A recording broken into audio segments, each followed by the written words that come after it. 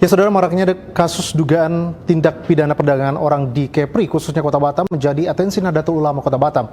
Dalam hukum fikih dan syariat Islam, perdagangan orang diharamkan dan harus ada penegakan hukum sesuai dengan yang berlaku di Indonesia.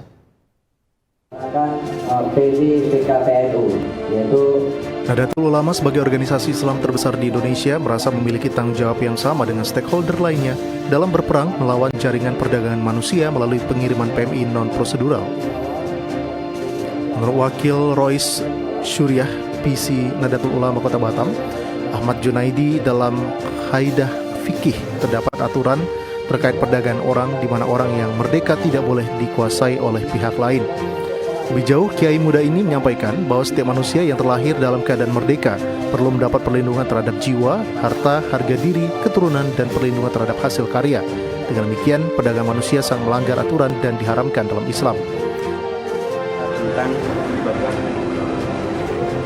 perdagangan manusia, syariat sudah memberikan aturan yang cukup jelas.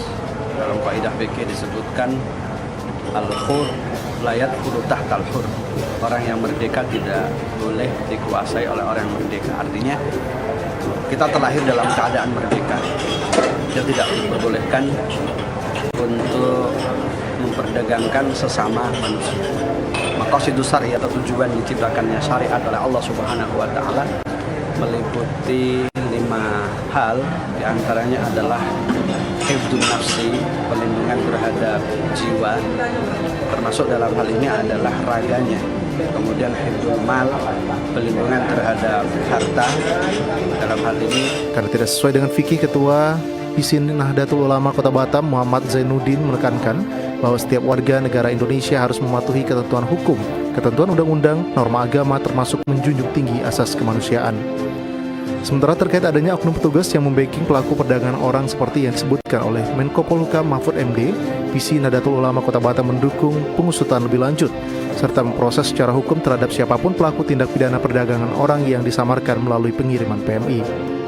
Kita tentu PCNU selalu menekankan bahwa kita siapapun warga negara Indonesia harus mematuhi dari ketentuan hukum, ketentuan undang-undang, ke norma agama, termasuk juga menjunjung tinggi asas-asas kemanusiaan.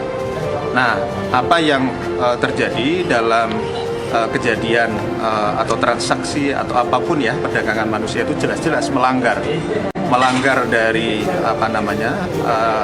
hukum, melanggar dari ketentuan, juga melanggar dari norma-norma keagamaan, dan juga itu adalah melanggar prinsip. Bersama komponen masyarakat lainnya di Kota Batam, Nahdlatul Ulama mengajak seluruh warga Batam untuk ambil bagian dalam memerangi dan memberantas tindak pidana perdagangan orang. Bang Selendra melaporkan dari Batam.